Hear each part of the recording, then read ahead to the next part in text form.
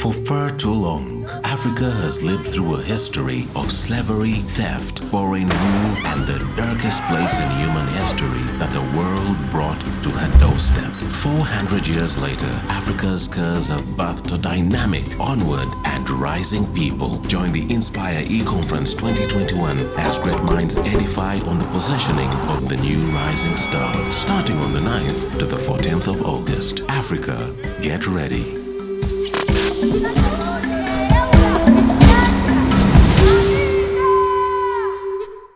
So we are continuing on after the short break, and we're excited to have yet another awesome speaker this evening.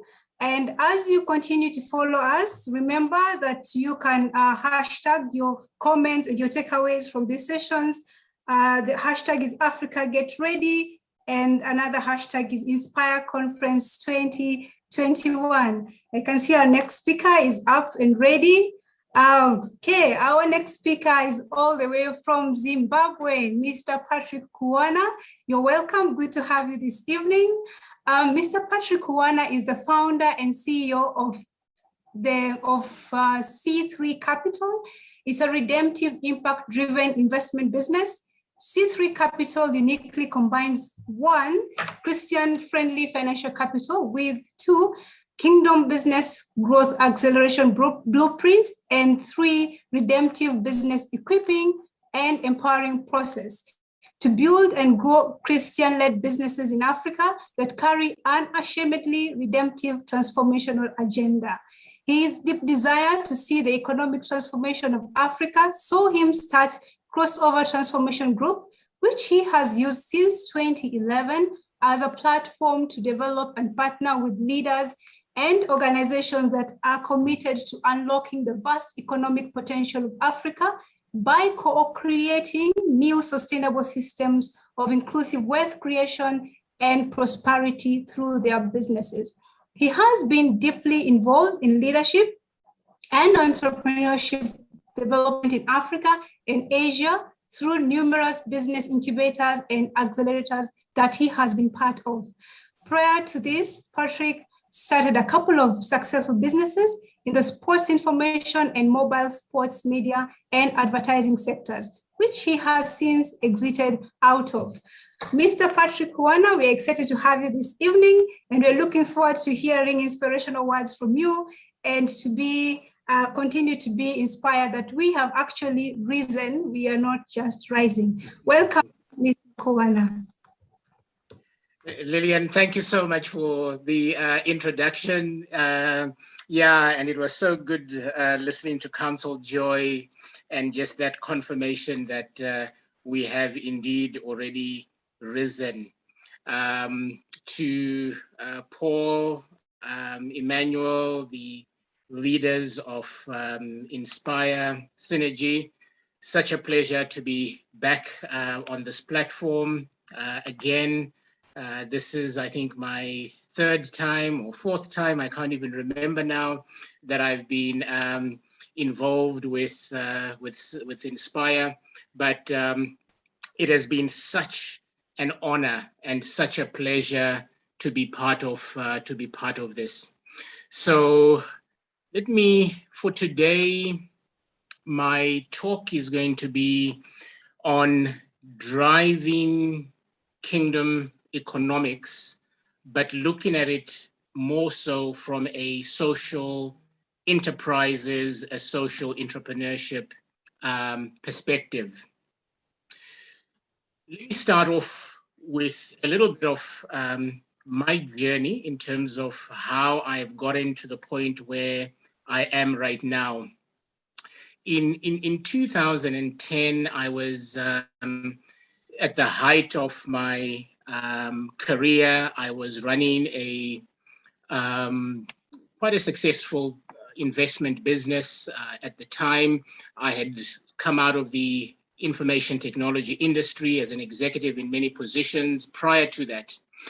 But I ended up in a position where I was wrestling with God over 3 major questions that have subsequently shaped my life and everything that I now do.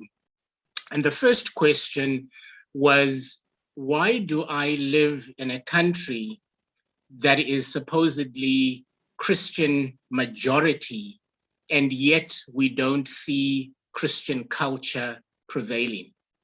In fact, at times, some of the most Christian nations can actually be the most corrupt. And for me, again, that didn't make sense, because again, if we are a majority in a country, then it must automatically mean that the culture of the majority must prevail and must shape everything in society. The second question that I wrestled with as a business person is, Lord, how can I possibly be a business person in this continent that you have blessed with such an abundance of resource, and yet we continue to be the begging bowl of the world? Again, that didn't make sense to me, because we have all the resource. And at the end of the day, any economic system is built upon the resources that are available to its people. And therefore, Africa was, the story was not adding up for me, especially again, based on the fact that we are a majority Christian nation, majority Christian continent.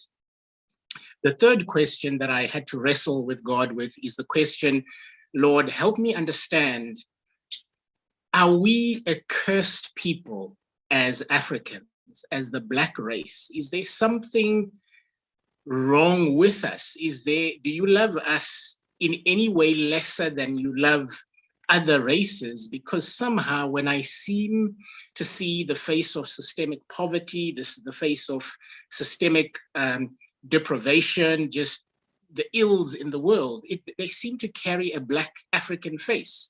When I see the pictures of poverty, illness, disease, more often than not, it's a Black African face that's on the picture. And for me, these three questions, I ended up really wrestling with God with these and saying, this is not making sense for me as a believer. What is wrong? What is it that we need to be doing? And what is it that we need to be changing? It started a journey for me of beginning to realize that we have to look at where we are, both from a natural perspective, but also a spiritual perspective, and that any journey of redemption has to involve both a spiritual analysis, but also a natural analysis. And at the same time, we have to be driven by the revelation, the wisdom of God, and obey that wisdom through how we implement things in the natural. And therefore, there's a partnership between God and mankind that produces redemption. And again, we can be stuck in our prayer closets for 24 hours a day, but if we never get to move outside the prayer closet and implement the revelation and the secrets that God has revealed to us while we're in the prayer closet, then we're not going to be able to bring about the redemption that God is actually calling us into. So there's this spiritual, natural cycle that has to be in play, revelation that translates into natural obedience. But again, when we look at redemption, if we are looking to fix something, or even more importantly, if we are looking to work with God to establish something that he wants us to establish, a good starting point is to actually ask the question, what is God's original design?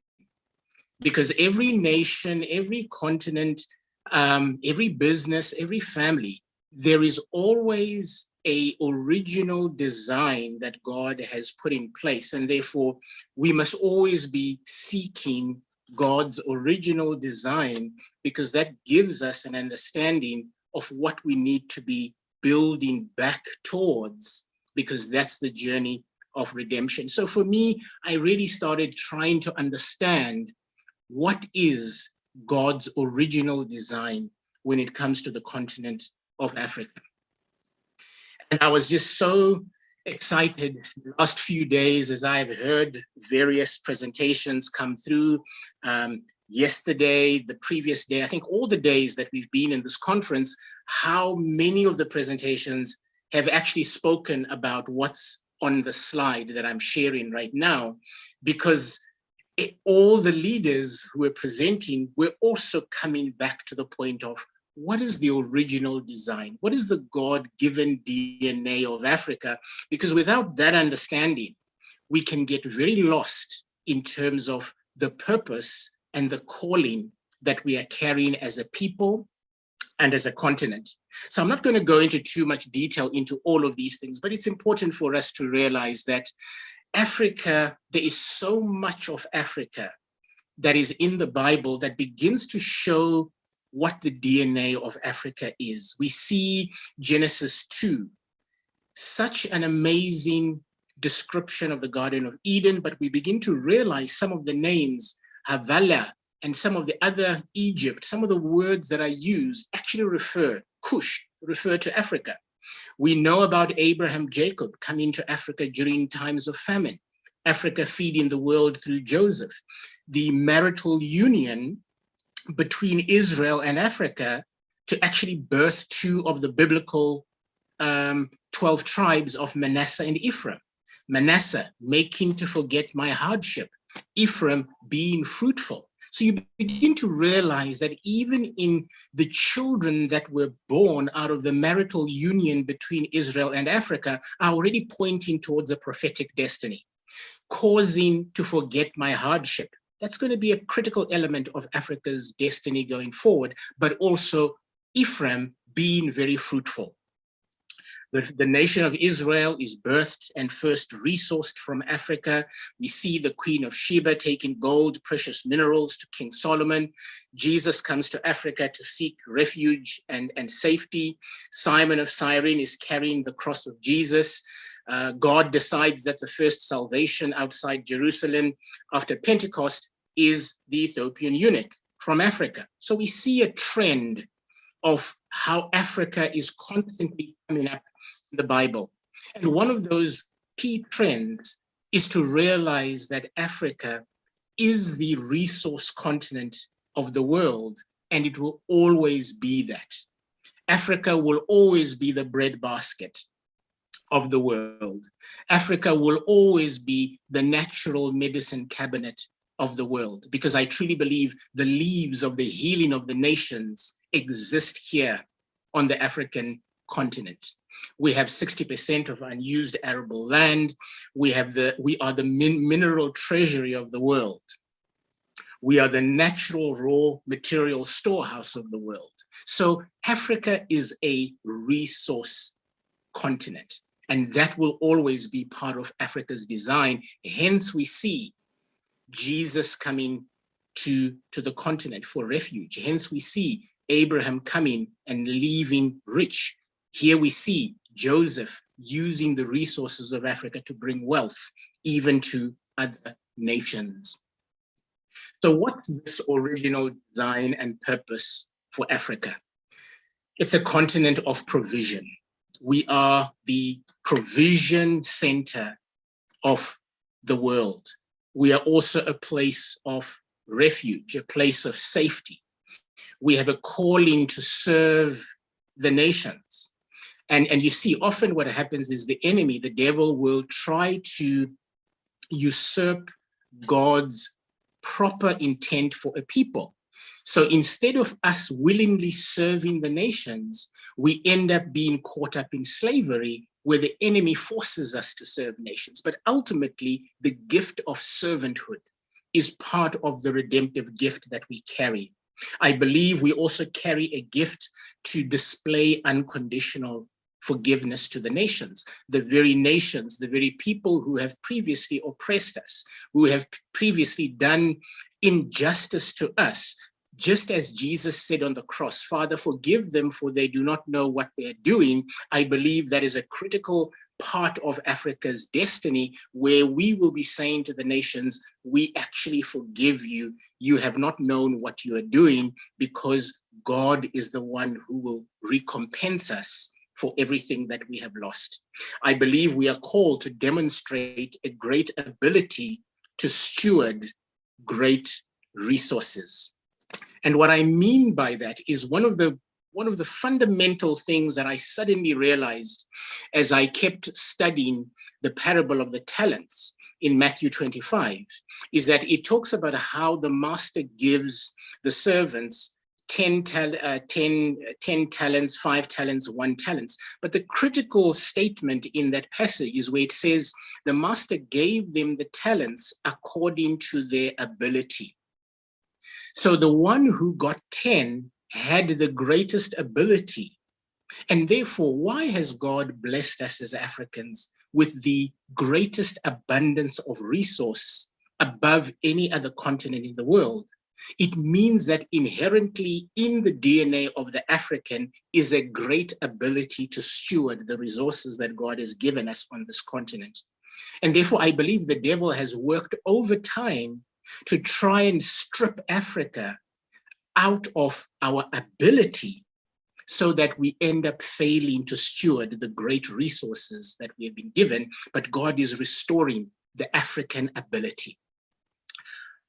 I believe we are a birthing continent that will release many things to the nations, and that we will fulfill the principle in the Bible of what is last will become first. So let me move on and talk a little bit about the economy before I get to the social side of entrepreneurship and enterprises. So what is the economy? At the end of the day, the word economy comes out of the Greek word oikonomia, which basically means management of the household. So essentially, Africa is a household. The African economy is comprised of every single person who is on this continent. We are a household, and God has called us to tend to our garden called Africa, to manage the household called Africa, which effectively is the economy of Africa. Likewise, Kenya is an economy, the people of Kenya, that's that economy, that's that household called Kenya, a household called Uganda, a household called Zimbabwe, South Africa, but ultimately there's a bigger household called Africa, and likewise, there's a bigger household, which is the entire world. So it's the management of the household. Now, there's some very basic things when it comes to understanding the economy. And it's 3 major legs, which are production. We have to create new products and services. So there's an element of production. There has to be production that takes place in an economy. Once production takes place, we then have to distribute. We need to get the service or the product to the place where it can be bought or consumed in whatever way. The third element is obviously the consumption, because the service or the product is now being used. And these 3 elements are connected by trade. And trade is often where there's an exchange of value, and that exchange of value would typically then be represented as a medium of exchange, which is then the money that we typically use. So when an economy is growing, it basically means our levels of production are increasing, and at the same time, we are distributing more, we are consuming more, we are trading more, there's a lot more circulation, and things are multiplying. So that's basically what an economy is. Let's build this up a little bit more to give us a greater understanding of what this looks like. Remember, this is about management of the household. And in God's kingdom, everyone in the household should prosper. There shouldn't be any person left behind in the management of the household. An economy is such that everyone should prosper. So we have our production, our distribution, our consumption, but we put in national resources, capital, money, and people who obviously need to do the work to produce, to distribute, to consume, and the total value of the production, the distribution, the consumption, the trade is the GDP of the economy. If we are doing our production well, our GDP will grow. And the output of that, we want to ensure that there is well-being and prosperity for everyone in the household. And likewise, we want to reinvest some of the output back into the assets so that we reinvest into the economy and we grow the economy. And by the side, we have government that also plays a role in making sure that the environment is conducive and all the international trade laws are in place. And then we have the central bank who also play a part, and the banking system to make sure that there's liquidity and there's money that's flowing in the system. And that's basically what an economy is. And I will come back to this diagram a little bit later to explain why the social element becomes very key in how an economy can thrive and ensure that the well-being and the prosperity of all in the household is taken care of. So again, when we look at the economy, it's very important through the lens at which we are looking at the economy. So part of the biggest challenge of the past years or the past centuries in Africa is we have been the destination of what I call exploitative or extractive economics, where people establish economic policies and systems, but see Africa as a place where they would extract value from rather than us co-creating value together. And so Africa has largely been stripped economically because of this type of exploitative economics, which is largely in biblical terms, the power of worship of mammon that seeks to exploit other people for the benefit of other people. And typically it's built upon a foundation that's self-serving, that's selfish, that's full of pride, and that's full of greed. That's a foundation of exploitative economics. Over the years, we've seen more ethical economics start to come in. Let's do things right. Let's do things in an ethical way. Even further, we see people beginning to talk more about impact economics. How do we actually bring impact upon a nation, positive impact upon the nation? But I believe as believers, what we are really seeking as Africa is redemptive economics. And redemptive economics is basically saying, how do we now apply biblical economics and kingdom economics, which is based on God, selflessness, humility, and generosity, so that we can begin to restore inheritance. Because God's greatest desire is for every tribe, every tongue, every nation to experience its full inheritance. And what has happened over centuries is that the exploitative economics that we've seen in Africa has largely stripped Africa of its inheritance, and we need to get back to the restoration of inheritance.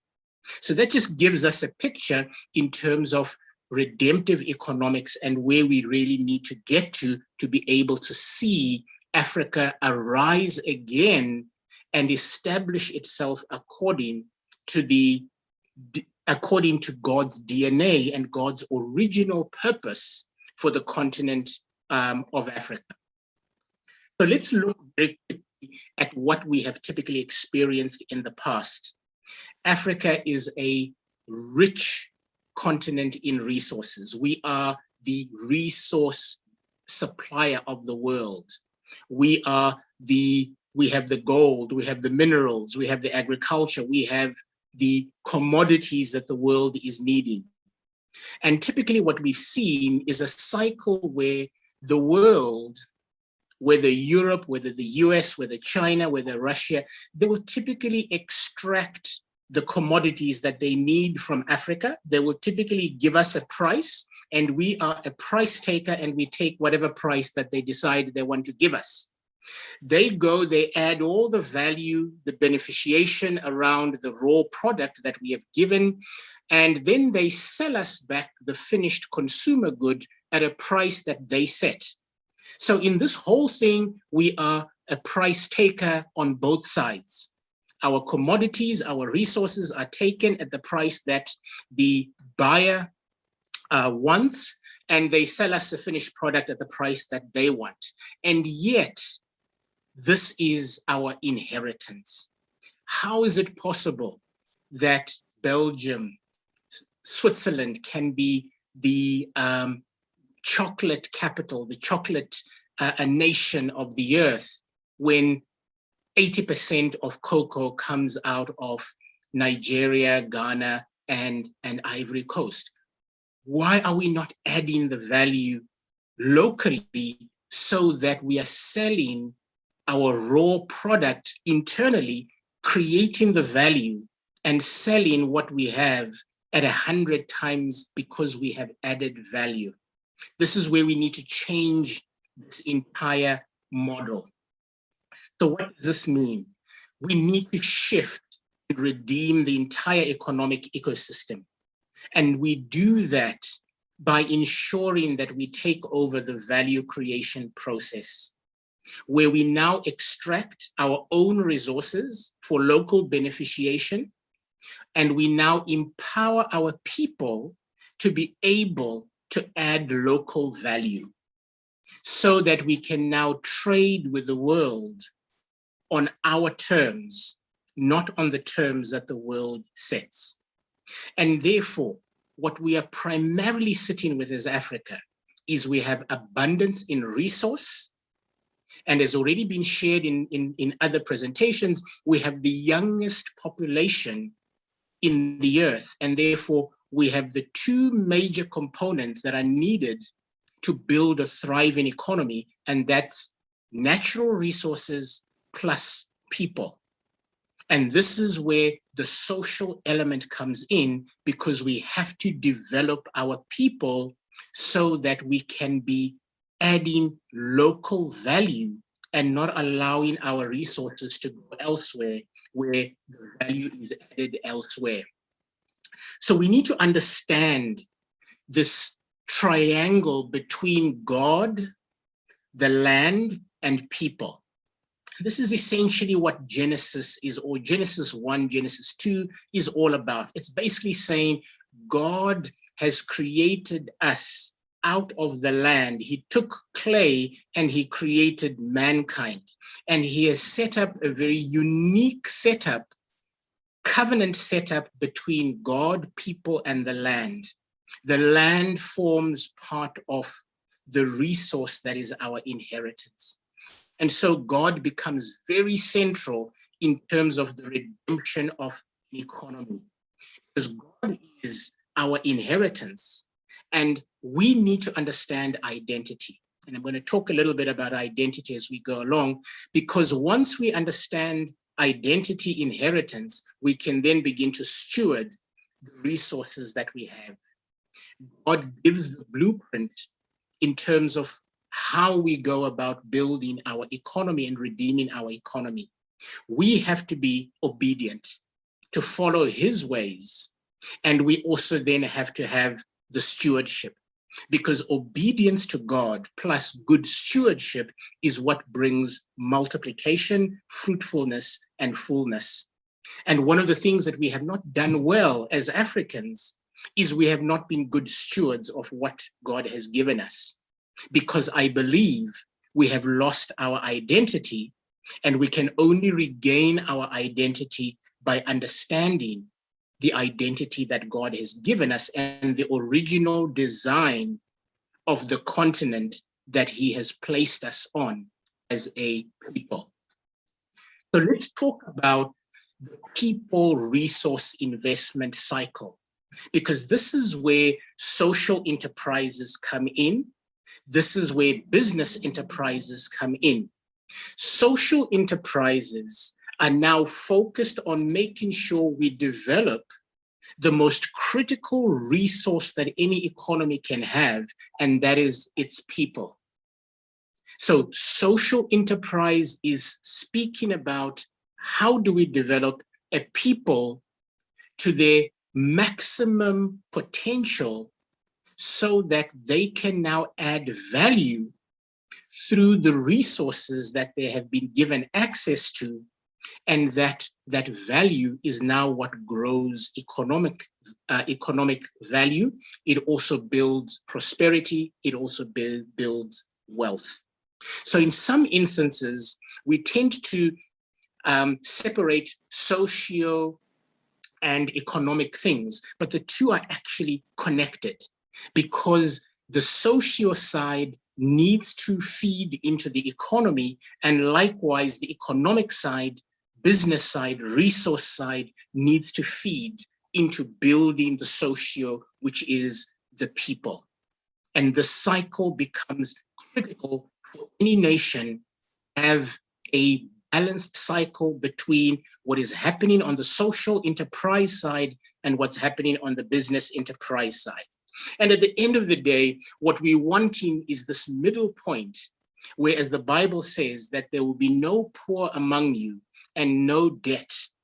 That's why God places so much attention to making sure we look after the poor, we look after widows, we look after orphans, because in his design, in his economic design, there should be no one who suffers in the household, because if we are doing oikonomia well, if we are doing economy according to his principles, then all in the household should be able to prosper and benefit from the economy.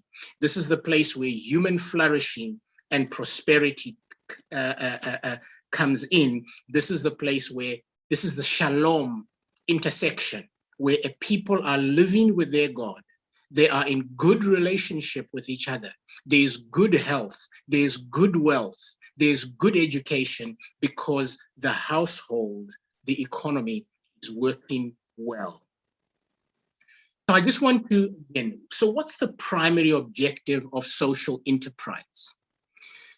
Our position regarding identity and inheritance will determine purpose and how we apply our gifts and talents and skills to the resources we have access to, and hence maximize our ability to steward resources, including personal health, education, and to bring fruitfulness, multiplication, and fullness, so that all in society, the household, shall prosper. So as social enterprises, what we are really wanting to focus on is the identity of our people, because identity is what will bring the revelation of inheritance, which will then give the revelation and establish purpose.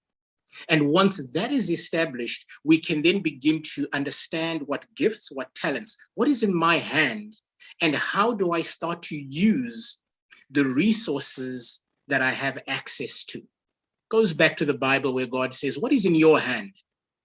And then how do we use what's in our hand to maximize the value creation that comes out of what is in my hand?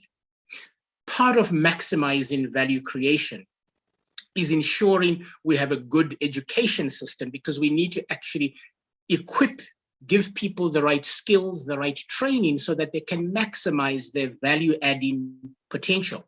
A good healthcare system is making sure our people's lives are elongated as long as possible, so that they can add maximum value for as long as possible. You see, it's all about our people adding maximum value, using the maximum gifts, talents, and skills, and applying that to the vast resources we have as a continent, so that we can maximize value creation. That's how the cycle of fruitfulness, multiplication, and fullness comes into being, so that all in the household, all in the oikonomia can prosper. That's God's intent. And it's interesting that in Isaiah chapter 58, it speaks of it very interestingly in terms of where God says, It's not just about your fasting and all of these things. That's all good. But what I'm really wanting to see is the social fabric working in the way that I have purposed it to work. So he goes on in verse 6 and he says, I want you to loose the bonds of wickedness, to undo heavy burdens, to let the oppressed go free, and that you break every yoke. Is it not to share your bread with the hungry, and that you bring to your house the poor who are cast out? When you see the naked, that you cover him, and do not hide yourself from your own flesh, then the light of the Lord shall be the glory of the Lord shall be your rear guard. Then you shall call, and the Lord will answer. You shall cry, and he will say, Here I am. If you take away the yoke from your midst, the pointing of the finger, the speaking wickedness, if you extend your soul to the hungry and satisfy the afflicted soul, then your light shall dawn in the darkness, and your darkness shall be as noonday. The Lord will guide you continually and satisfy your soul in drought and strengthen your bones. And you shall be like a watered garden and like a spring of water whose waters do not fail. Those from among you shall build old waste places. You shall raise up the foundations of many generations. You shall be called the repairer of the breach, the restorer of streets to dwell in. You see, God's plan for redemption of economies starts with our understanding of his social blueprint. What does he want to see in the household? And if we establish the framework of the social fabric of the household that ensures there's no oppression, that ensures that the weak and the vulnerable are taken care of, the poor, the widows, that we are not oppressing our workers, that we are giving people equal opportunity to be able to prosper, that we are ensuring that our people are being given everything possible so that they can add value to the household, the Lord then says, then my light will shine upon you. And by the way, you will become like a watered garden. And from you, I will now cause you to build the old waste places and raise up the broken foundations. So I truly believe that social entrepreneurs, people who are focused on establishing God's social fabric in society, are a critical element to the trajectory that Africa is going to take economically as we move forward. Let me start to wind down and finish off and just talk about dwelling in the social covenant that God has given us. You see, I loved it when I think it was Dr. Eunice yesterday talked about we need to love Africa. See, everything starts off with, if there's one thing our social fabric needs to be built upon, is the first that we love God. God is first. He's our first love. It's the covenant of marriage with God that starts everything. My beloved is mine and I am his. We are covenanted with God in love. We are the bride to the bridegroom Christ. That's where everything starts off, because out of there comes our identity. And once we have identity, we can then move forward with inheritance. Without identity, you can't understand inheritance. And even we see that with Esau, where Esau gives away his inheritance for a bowl of soup. And I fear that as Africa, that's what we've done over the centuries. We have not understood our identity, and therefore we've not valued our inheritance, and we've given away our continent like a bowl of soup to the Chinese, to other people, even nations right now that are deeply indebted to China because we have given our inheritance as a bowl of soup. Out of inheritance comes obedience. We then obey what God is saying as we steward, number 5, our inheritance. Stewardship of our people, stewardship of our skills, our gifts, our talents, and out of stewardship then comes increase. This is where the economy from a production comes in, a consumption, a distribution, and all the related things that are taking place in an economy, bringing about the increase. But God's increase comes out of good stewardship. Because even as the parable of the talents says, if we are wasteful with what we've been given, it says the master will take away the talent and give it to the one who is being productive. And I fear that that's one of the things that, unfortunately, as Africa in the past, we have not been good stewards. We have not been good stewards of the inheritance that we've been given. We've given it away for a bowl of soup. We have been corrupt. We have been greedy. We have not looked after our the social fabric of the society, which are all the requirements of obedience to God, so that increase can then come. And out of that increase, we become a blessing. Remember, we are a continent that has been designed in our DNA. Our divine design as a continent is that we are a continent of blessing to the nations. And when we bless the nations through the abundance that we have, it becomes a blessing to God, because we are now fulfilling our divine design. We are now fulfilling the reason why God placed this continent of Africa and why he has placed us as people to steward this garden called Africa. So it starts with God. It moves to identity. We understand inheritance. We obey. We steward well. The increase comes. We become a blessing. In all of this, I would err if I do not bring it down to the most critical element in all of this. And this is the power of the blood of Jesus. Because you see, as Africa, we might have made so many mistakes in the past, but you see, the amazing thing about the blood of Jesus is that the blood of Jesus has redeemed our mistakes. We can start off from the right footing, and that right footing is the cross. The right footing is the blood.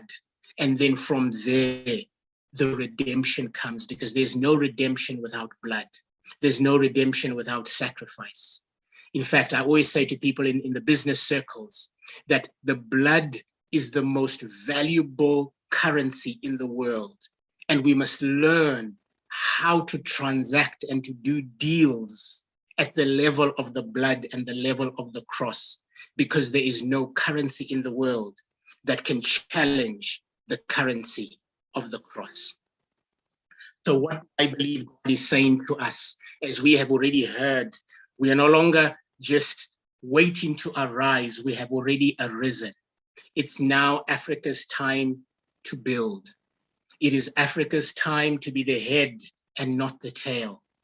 It is Africa's time to ascend, so that what was once impossible is now made possible. And out of that, the glory of the Lord will be released from Africa into the nations, as we now fulfill our design and our prophetic destiny as a continent to bless all other continents, because God has given us an abundance of resource, and he has given us in our DNA as Africans such an ability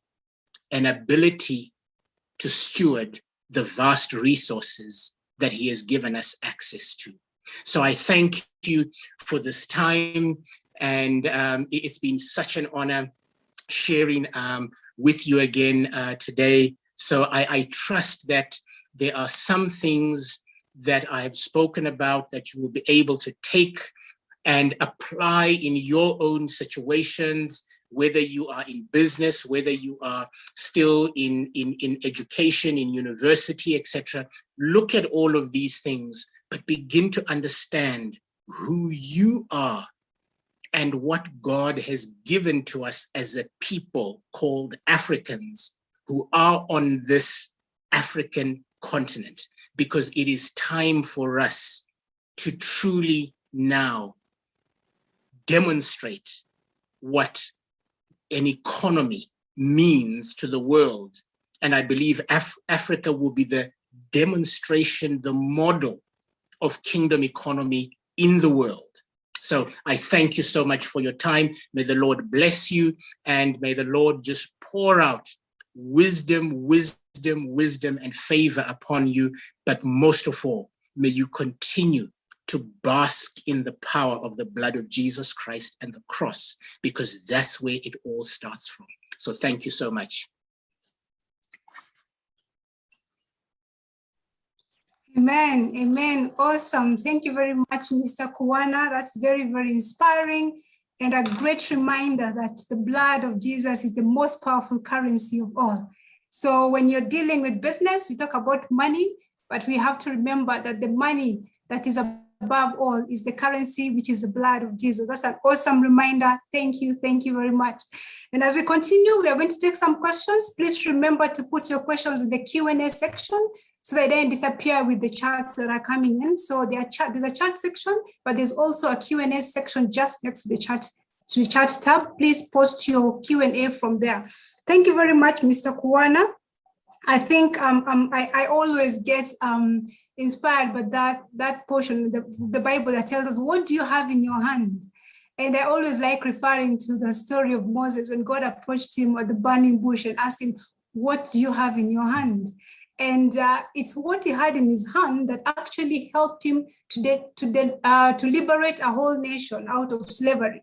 It is that rod that he had in his hand that he actually went and helped the entire nation of Israel out of bondage, out of Egypt. And it's the same rod that he had in his hand that helped him to go at some point to part the Red Sea when they were seeing, okay, behind there was the Egyptians really coming, and in front there was no way through, facing the Red Sea, which means if you step through, you drown. But what happened? What he had in his hand, the instrument that God had given him in his hand, is what he used to part the way to their deliverance. So Africa, what do you have in your hand? Africans, what do you have in your hand? You can type in the chat, what do you feel you have in your hand? What is that thing that you feel God has given you? That's starting from that which you have in your hand, acknowledging and realizing what you have in your hand starts with knowing your identity. And when you know your identity, as you've said, coming from God, your relationship with God, then you recognize the inheritance that God has given you and be obedient to use that inheritance and steward the resources that God has given you to be able to have the increase that God has predestined for you and therefore lead a blessed life. Thank you. Thank you very much, Mr. Kuwana. And you're going to take a couple of questions from our Q&A section. There is an anonymous attendee who is saying, because of the lack of commitment and ability to retain its people that Africa lacks, a lot of our talent has ended up leaving their places of birth to find their value elsewhere. How do you think we can bring these people back? Because they are our biggest resource that needs to be aptly exploited. Would you want to have a go at that? Yes. Very good question. I believe that even as we have entered into this time that we are in, I really believe God is starting to place on the hearts of many Africans in the diaspora the desire to want to reinvest in the continent. So I'll give you an example. One of the things that we are particularly doing is even starting to establish investment channels where Africans in the diaspora can begin to start investing in businesses on the continent, whether it's agriculture, whether it's manufacturing, and you see, when we are able to establish and prove the potential prosperity, the returns that we can get out of the African continent, that becomes a huge attraction to the diaspora. If you look at, continents like Europe, etc., people are getting returns in their money in their bank of minus percentages because banks are in such trouble.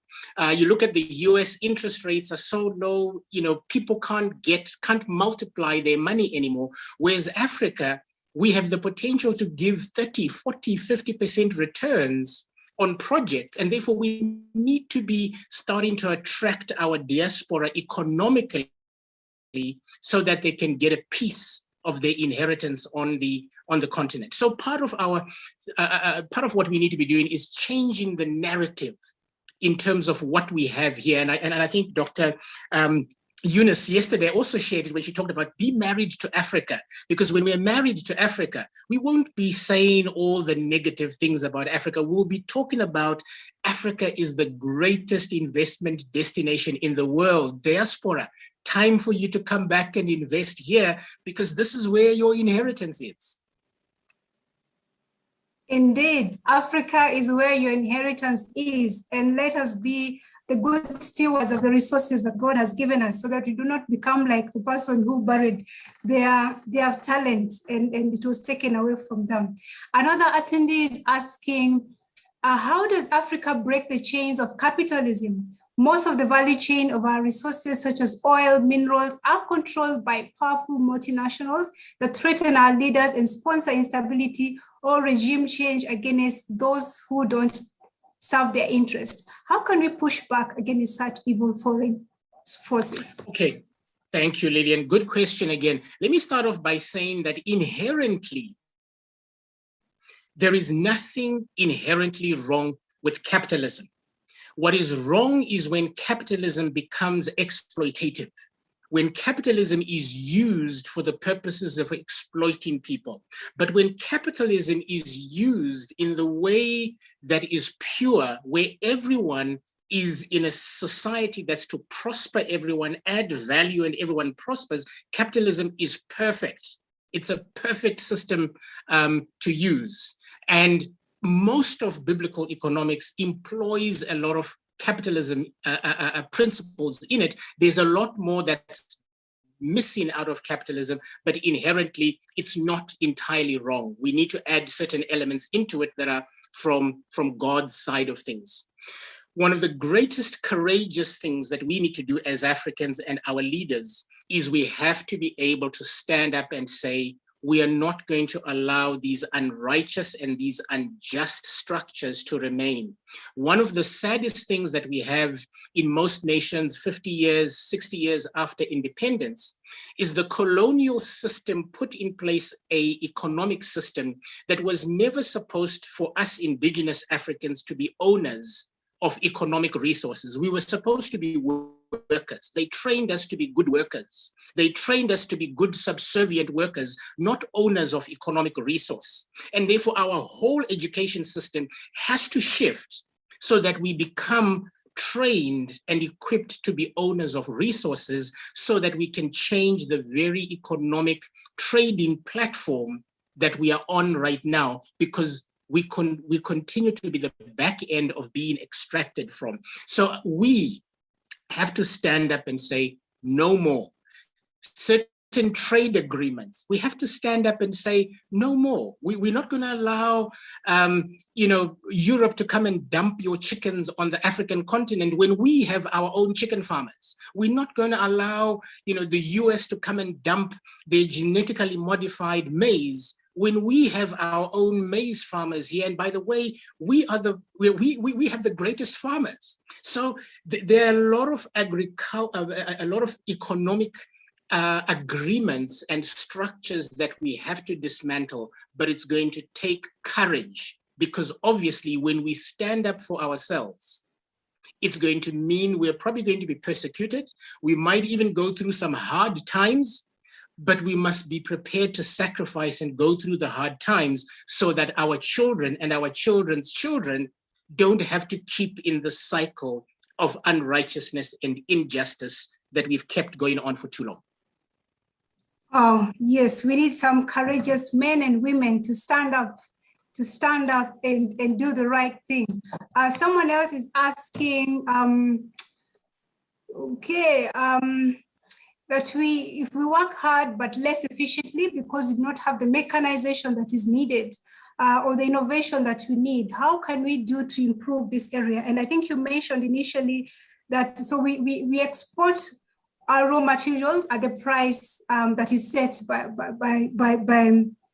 the people abroad, and then they sell to us still at the price that they've set. So we don't have any say in this. So how can we change that narrative? Yeah, so I think there are two elements that I want to answer. The first is that I truly believe, again, I'm thinking about Dr. Reverend Jumba's talk the other day, where he talked about these kibbutz type of setups in the rural areas that become self-sufficient, where people are utilizing the land and are farming the land, and our people are productive.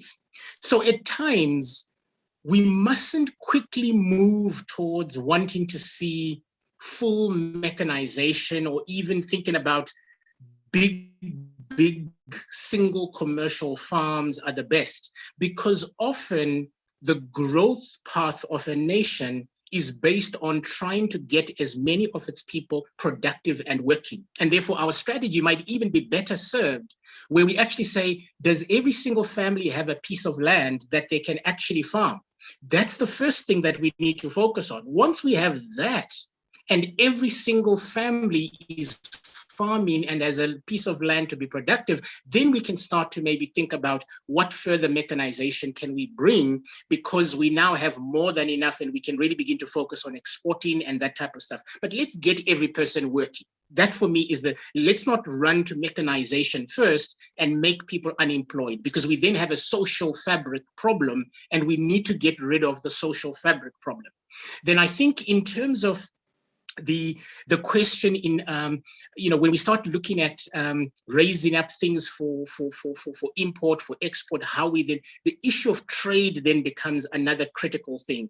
We have to be able to establish trade on our own terms, but the more we can be self-sufficient internally, the lesser we have to be reliant on what other people say. So if Kenya is feeding Kenya and Uganda is feeding Uganda, from there we have a strong position to be able to trade with other people, because we are not exposing our people to potential hunger or anything like that. So once we are self-sufficient, it gives us power to then begin to do other things. It gives us power to begin to say, but hang on, why are we exporting all our cocoa to Belgium? We actually going to make the chocolate right here. We're setting up a chocolate factory here. And by the way, Belgium, if you want cocoa, here is the price of cocoa, take it or leave it, because we are going to be now exporting chocolate if other nations want our chocolate, but here is the price of cocoa. We have to make that stance. Oh, I think that's a good suggestion. But how do they get that voice to be able to boldly stand and say, this is the price? How do they reach to that point where they can actually sit at the table and have a voice to negotiate the prices? Yeah, and I think, Lillian, this is where when I spoke about identity and inheritance comes in, because for as long as we are not, and again, I think about Dr. Yunus yesterday, who talked about collaboration. For as long as we are not seeing each other as a family and we're seeing each other as individuals, we will continue doing individual deals that benefit the individual and not the family, not the household. And so as business leaders, but also government leaders, we need to get to a point where we are thinking the household of Africa or the household of Uganda. What's the best for the household of Uganda? Not what's the best for me as the Minister of Trade or whatever else, and therefore I'm doing deals that make sense for me, but not sense for the household. For as long as we miss the foundational understanding that economics is about the prosperity of the household, and I go doing my own things, we're not going to be able to stand boldly. But again, my last point on that is there is power in numbers. And I also liked, I think it was Council's Joy, who said, at the end of the day, we actually have artificial borders in Africa. You know, these borders did not exist before 1884 Berlin Conference, when they decided to carve up Africa and to share the land of Africa amongst the European countries. That didn't exist. So we almost need to rethink and say, guys, we are actually a united continent. If we can rise up as 1.3 billion people and say to ourselves, we are married to Africa, Africa is our house, this is the most important thing, we are going to trade on that basis, then we change the game. So I trust that if, you know, we will raise up a generation of leaders who will begin to think in this way and say, no, we're not going to do this way anymore. We need that generation of leaders to be bold and to arise. Awesome. I like the analogy of the household, because if you look at your own house, you only wish every member of your household the best, and you will not hoard food from them, you know, like, because the whole thing that brings corruption and greed and everything is because you're thinking that the cake is not enough for all of you. And so you want to hoard as much as is possible for you. So I think if you look at it like your own household at home, you make sure that everybody shares the food. Everybody has the same rights in the house. Everybody is happy. I think if you look at Africa as this big mega household, I think all of us, we will make that big household that we are all proud to be part of. The household. We are proud to be members of this mega household called Africa. Last question for you, and we'll continue the rest in the chat, is Jerry says African countries are faced with huge debt burdens. The very reason the lenders are exploiting us. How can we get out of this situation, Mr. Kuwana? Yes, wow, such a powerful question. Yes, we are carrying. Well, let me start off by saying, interestingly enough, there is a perception that we are carrying a lot of debt. Because if I give you the facts that globally, when it comes to debt, America and Europe carry so much more debt than we do. I mean, America's debt right now is hitting the 20 plus trillion dollars. So their percentage of debt to GDP, interesting enough, is much higher than African countries, even if you look at Japan and a lot of your European countries. The only difference between the debt that they have and the debt that we have is that they use that debt to exploit us. And also, let me also make the point, they also use aid to exploit us. So let me just quickly say, if there's one thing we need to get rid of in our blood system, is this reliance on donor aid. We have to remove that from our thinking, and we need to start adding value and thinking business, trade, investment, not aid. We must get rid of aid on this continent because it messes up our thinking and it messes up inheritance. So in terms of the debt that we are carrying, again, if we can truly begin to stand up as a unit and we begin to address Africa's debt as a unit based on the wealth that we have on the continent, we can change this around very quickly. Take an example, you probably know this mineral called coltan. That's I think it's only found in the DRC. I think in the whole world, I'm not too sure if there's anywhere else where coltan is found. Every single silicon device in our phones, in our computers, etc., is made out of coltan. So all of this fourth industrial revolution, all of this Internet of Things, all of these gadgets that we are carrying, coltan that has come from the African continent that is in this gadget.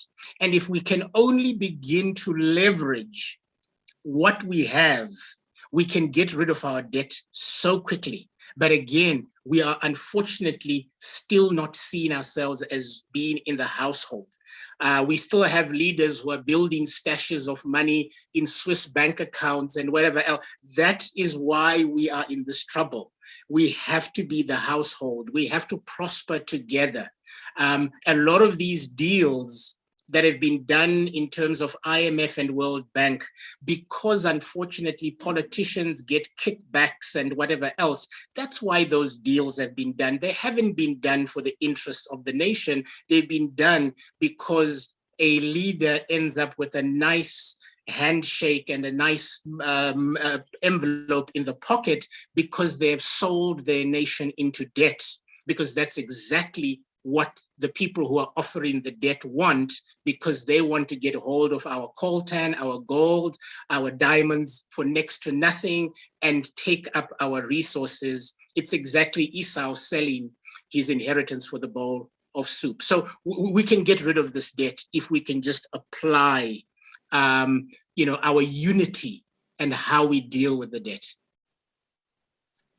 Thank you very much. Yes, you had it there. We are in Africa, a land rich of resources, all sorts of resources, including human resources, you and I. So we are a household, and if you're happy to be the household of Africa, type in the chat, I am in the household of Africa, or I belong to the household of Africa, and I am proud of it. Thank you very much, Mr. Kuwana. We'll continue. You continue answering the questions in the Q&A section, if you may, and we are happy to continue having you in the panel. God bless you very much, and let's continue making Africa proud. Let's be happy to be part of this household called Africa. Thank you very much, Mr. Kuwana. God bless you. Thank you, Lillian. Moving on swiftly from. Thank you. God bless you. Moving on swiftly from that lovely session.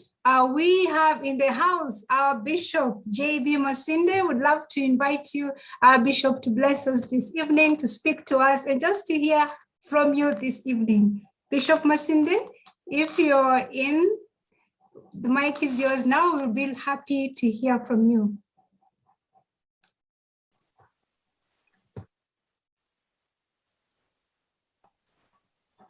Hello. Hello, Bishop. We can hear you loud and clear. How are you? God bless you. All of you in Inspire, thank you very, very much to join on this beautiful, beautiful conference. Over the years, it's been my joy and my pleasure to work with Paul and the team, Paul Wafula and the team, to put this Inspire together. We started small in Kampala. That's the gathering of young people who are now become men and women of God all over the world, working in Kenya, Uganda, Middle East, South Africa, Europe, and America. They are scattered all over, men and women who are serving God, whom God used to bring a change in their generation. Because the key verse we had on that time was, the battle does not belong to the strong, neither does the race belong to the swift, or do riches go to men of intelligence, but time and chance happens to all of them. What everybody has been given in this world are those two things called time and chance. Time means by the time you are born until you die, that is time. Between these two things, from the time you are born and until you die, God gives you chances. God gives you opportunities. God gives you open doors. It is for you to be discerning so that you know, this is my opportunity. This is my door. And those who are able to see that, their lives have been changed completely. Their lives have gone from grass to grace. They have moved on the ladder. They are no longer at the bottom of the food chain.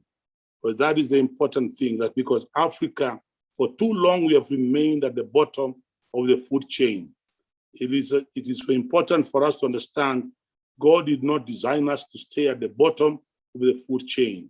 No, all of us were created equal It is for us to understand what our opportunities are in the times that God has given us.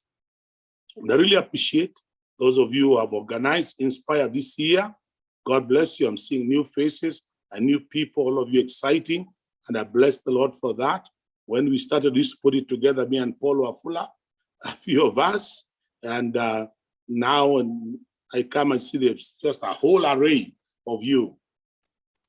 Speakers coming from all over the world, and now exploiting this medium, the world of social media, doing it on Zoom, doing virtually. This is the reality. This is the future. Because unless we also are able to embrace technology, friends will find that we are also being left behind. So Africa must learn how to embrace modern technology and move with the rest of the world. Same thing. Let me just put this in before I stop. Even the church, from which all of us have our background, we must be able to learn to embrace technology. That's why I thank God for this pandemic. I know I appear strange, but listen, what I'm going to say. One of the things that this pandemic has done is to force houses of worship, physical worship, to be closed temporarily. That pushed us into the place of social media. That's a mountain we had not been able to exploit for a long time. You find that there are people are trading there, pornography was rampant, everybody was putting his message on this social media, but the church was 10 years behind everybody else. But because of this pandemic, friends, we were pushed in front so that now as we talk, ladies and gentlemen, the church is now the largest creator of content on social media. Therefore, I really appreciate what you guys are doing. And therefore, again, thank you very much for joining Inspire Conference this year. Africa, get ready. Look for your opportunities. Get your open doors. Let's go into social media. Let us embrace technology. Let us move on. Listen to me, friends. If we do that, it doesn't matter how old you are. You're young or you're old, the Bible is still very clear. Young men and women shall prophesy. The old men shall dream dreams. There's a place for everybody in this last days outpouring. God bless you. Thank you for joining Inspire Africa this year. I'm trusting that we shall see you again next year on Inspire Conference. God bless you, Pastor, my brother Paul Wafula, and all the organizers for giving me a few minutes to say Jambo to all of you from Nairobi, Kenya. God bless you. Love you.